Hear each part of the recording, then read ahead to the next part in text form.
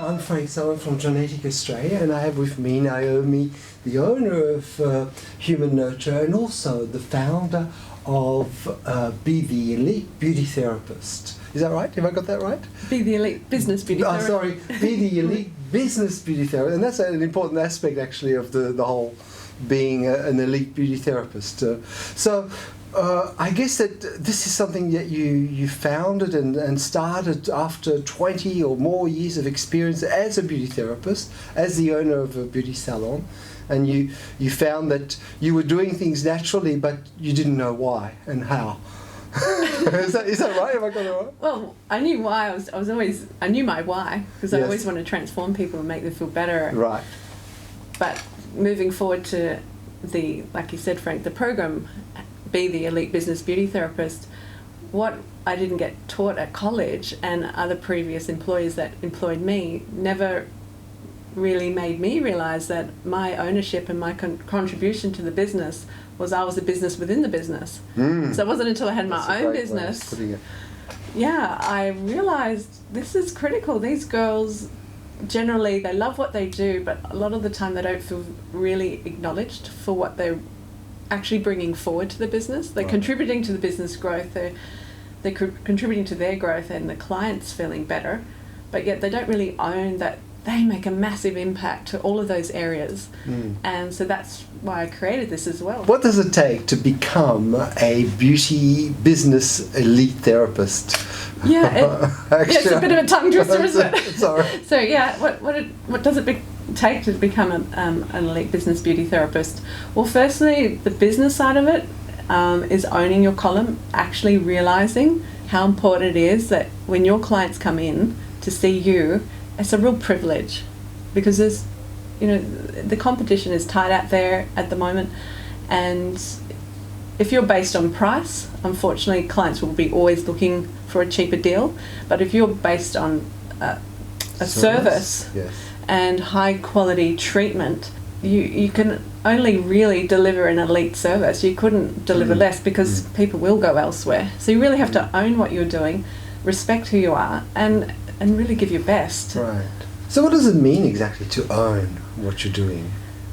Well, firstly, it's a great question, Frank. There's so many things. It's a multi-leveled concept, because owning who you are, knowing who you are, it's really important. If you really understand that when you walk into a room, the effect you have on people and how they react and have an effect on you, that's a part of what you bring forward. So it's not just with business, it could be with your relationship at home, with your children, or with your husband or wife, or with your friends, with the person at the shop when you buy some groceries. Absolutely. I mean, I did 2 years of study in psychotherapy, and one of the biggest things I learnt from that was our body holds the emotions.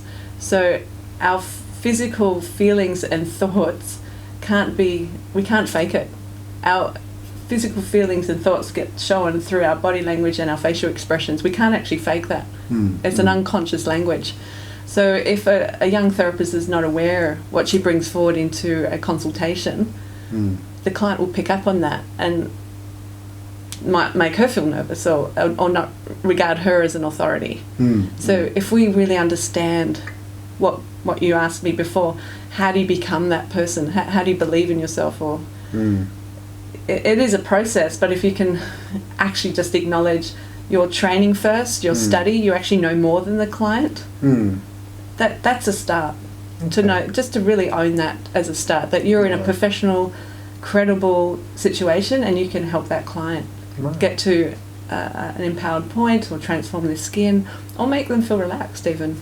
If you were going to pick one of the important attributes to becoming through that journey of the many aspects you would have to improve on, what would you put at the top of your list? What would you change? To become the elite business beauty therapist? Yes.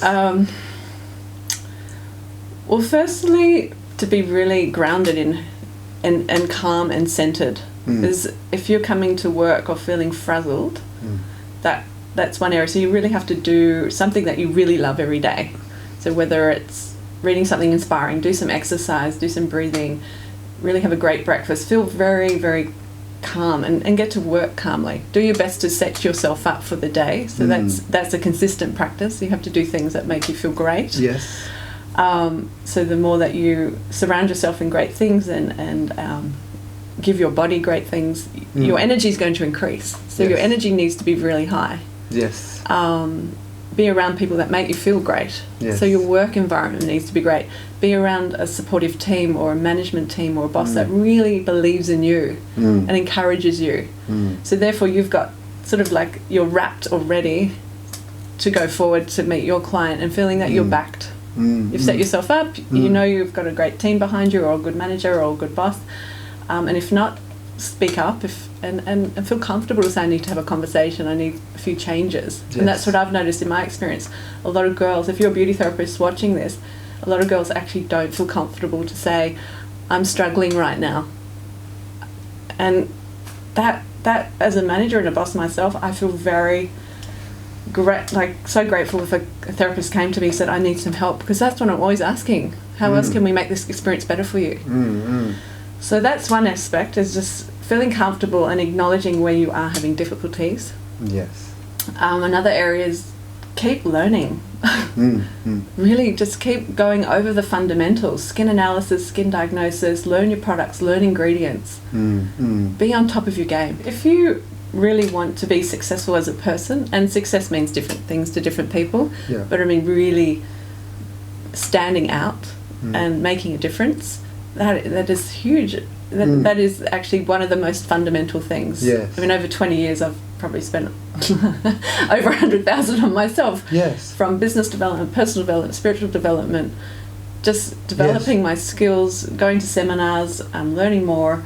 It is the best investment I have So done. you spent over $100,000 buying books and seminars and things like that. That's amazing. Absolutely. Long programs, year programs, yes. 8-month programs, 5-month programs, just consistently growing, challenging myself, stepping on the edge and often falling over the edge, you know. Like, oh my gosh, you know, sometimes you just have to. I mean, I feel like if you're sitting on the couch, you're not really excelling. You're not going to get there. So let's just assume that you are doing things, and now you've got your salon, or you're working in a salon. What's the next step, you know, more on a business side of thing? Where do you go from this point?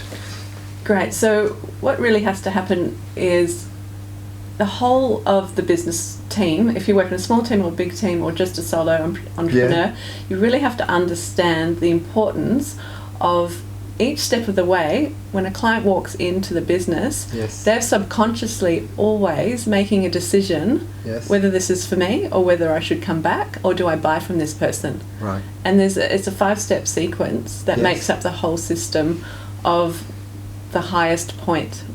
Okay, I've heard you talk about the high point. I'd love to hear what that is. Yeah, so this will really help everyone watching this today. So what I've observed, 15 years ago I realised, and this is so relative today, when a client walks in, it's actually a very low point. Yes.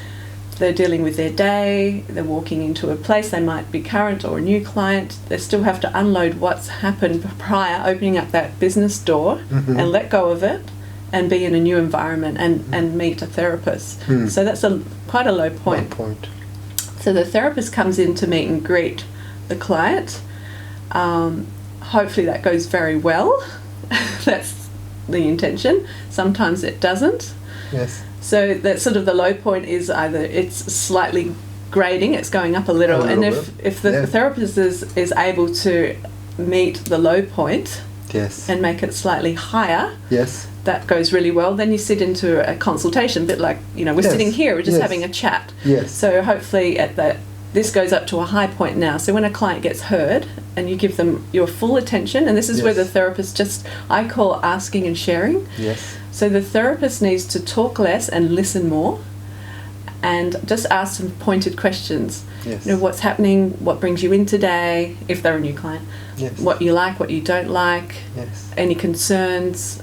All of these sorts of things happen in this high point, and the client loves it because they get heard. And then in your mind as a therapist, you need to be taking on all this information very consciously to then, at that point, take them into the treatment room.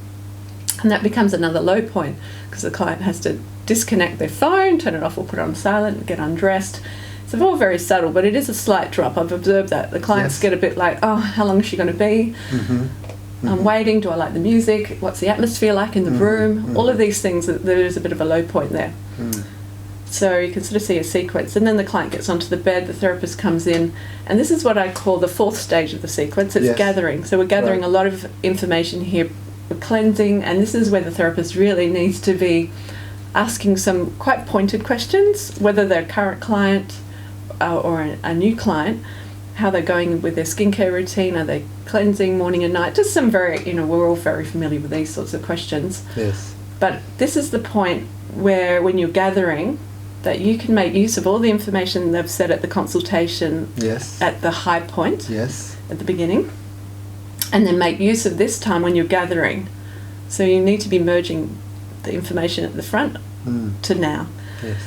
So that will take you to the highest point, and the highest point I call the agreement point. Yes.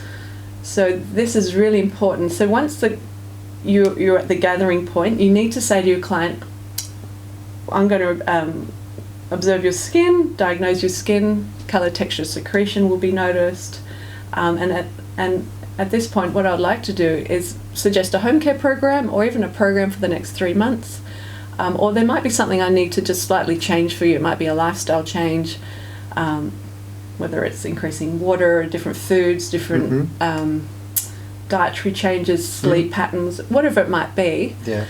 That needs to be said there, and then you need to continue to say... This is, when you say there... The gathering point. The gathering point. So you've already started the treatment. So we're cleansing. Cleansing at the beginning of the treatment. Yeah, so you've finished the cleanse, you might be looking through the Maggie lamp at their skin, and this is the point where it's so important to get this stage very accurate. Yes. Because if, for example, on the weekend I was looking at a girl's skin and she needed to use Octo.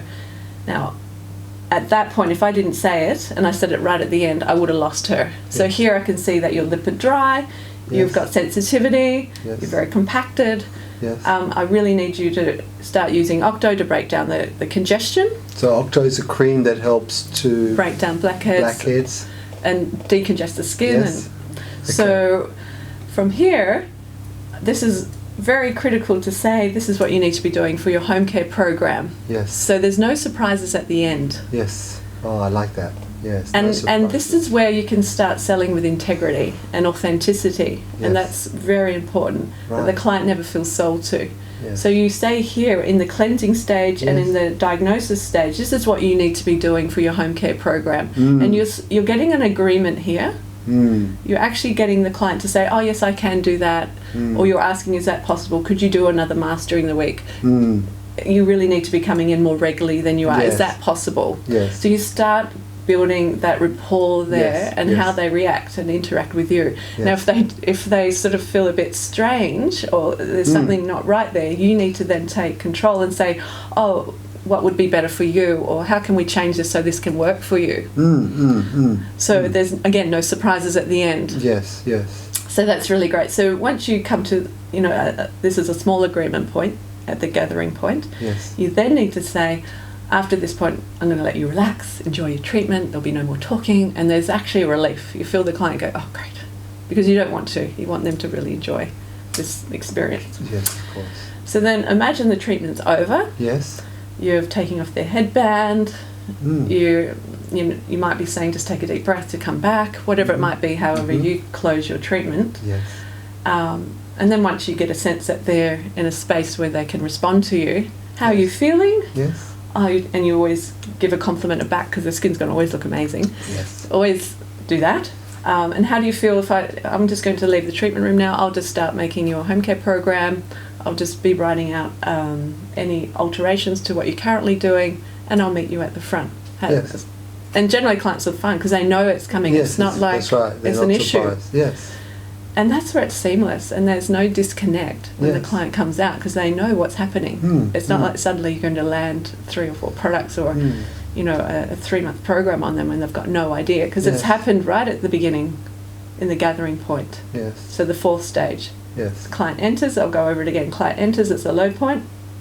High point rises when you do a small consultation, sitting with them. Yes. While you hear what's happening. Yes. Low point in treatment room. Fourth stage is gathering the information through the cleanse and diagnosis. Yes. The highest point happens right at the end when that client feels so transformed, so relaxed. They trust you because you've allowed them to relax. They're the most receptive to receive your information. They want to know more. Yes. And they want to do more because you've made them feel so amazing. And this is really, really important. I was going to say, I know this works because, as you may know, I supply you with the beauty products, and you've purchased over $100,000 of products in a year. So, and you have like a small salon. There's only two therapists, so it's not like a massive salon where there's 6 or 7 therapists. So it's definitely something that works, a strategy, and your clients keep coming back because they feel they trust you. Their skin's more beautiful. They feel that they can recommend you as well. So it's a sort of a snowball effect. Well, that's the thing. I don't want my clients to be sold to, and this is seamless, and that's the thing. If you are in a small business or a big business, what needs to happen is you need your manager or whoever leads the team on board, because this really does work. It sounds easy when I say it, and it actually is. Yeah. But just practice it. Like if I was with you, Frank, I would just say it out loud. Yes. And then go and practice it, role play it. Yes. And then go onto the floor, go into your clinic, and just start practicing it. Just trial it. It's incredible. It's hugely successful, and I've just done this over and over and over with my girls, and they do it easily, and they don't feel shy about it. Yeah. Well, Naomi, thank you very much for that insight. That's really kind of you to share all that. I know that we'll have you coming again, and we'll pick your brain, and we'll pick on something else that's really important to become an elite business beauty therapist. Oh, I look forward to it. Anytime, Frank. Thank you.